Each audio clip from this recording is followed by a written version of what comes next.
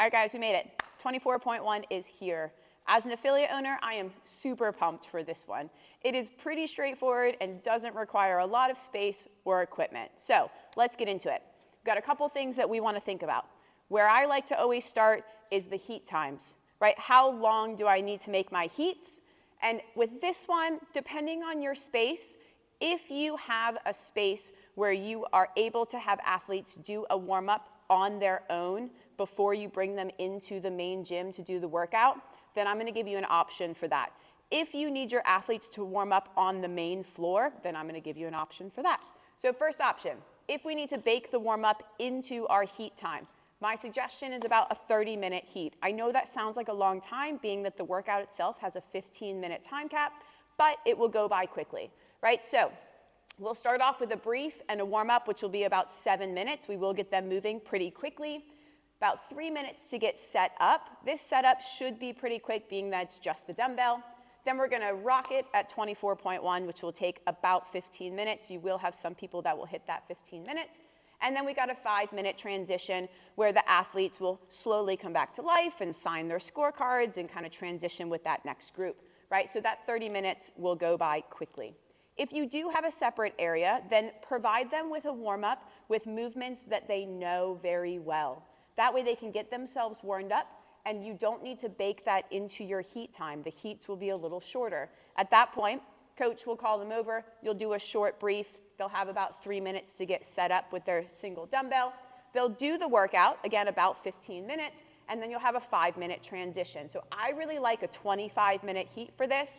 Now, this does give a little bit of wiggle room. I'd rather have extra time than not enough, right? A few extra minutes, everyone can take a breather before the next heat starts, right? So determine your heat time. Then from there, I want to look at the equipment because I need to determine how many athletes I can have in each heat.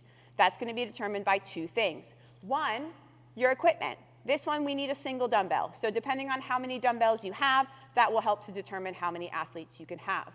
Now then, your floor space, right? This doesn't take up a lot of space, but we do need to consider how much space we are providing for each athlete.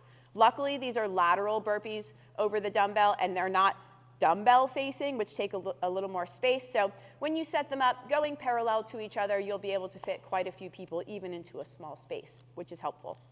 Other things to think about, and what I really like to do, clipboards, scorecards, print out those standards, have pens. I like to have it all laid out, ready to go. So all of the clipboards have multiple empty scorecards on them with a pen attached to them, ready to go. I also like to have the standards on that clipboard as well so that the athlete and judge can see it prior to the workout starting, right?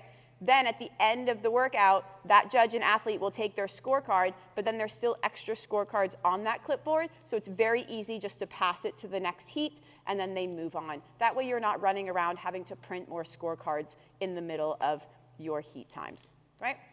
Then from there, we need to talk about what we want our coaches to be doing. What are the expectations for our staff? So when they are on the floor, they're going to go through a thorough brief.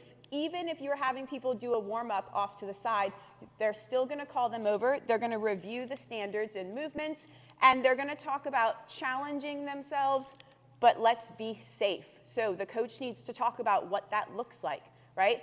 Then from there, we're going to go into some actual active coaching. Yes, I know.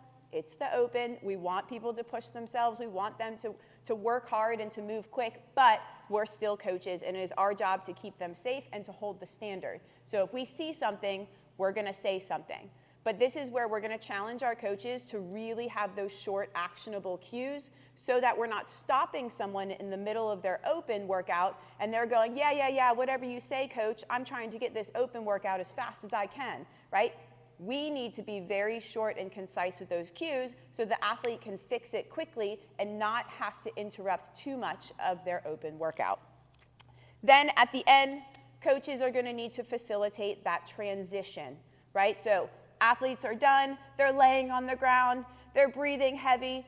Our job as the coach is to very gently congratulate them, give them praise, and at the same time lift them up, have them sign their scorecard, and then off they go, right? That way we can get the next group. So there's a little bit of classroom management in there, guys. We need to make sure that our coaches are helping to facilitate that transition, right? So big things. Determine your heat times and make sure that you've baked in enough time for a warm-up if you need it, or if the warm-up is off to the side, it can be a little shorter, but we still need some extra time for transition.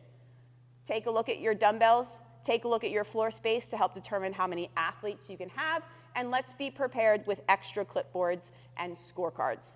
And then from there, communicate to your coaches what you want those expectations to be. Remember, at the end of the day, we are coaches. We are going to be actively coaching, and if we see something, we're going to say something. But we're also going to help facilitate to keep things on time and running smoothly. All right, guys, let's start planning. Let's get after it. 24.1.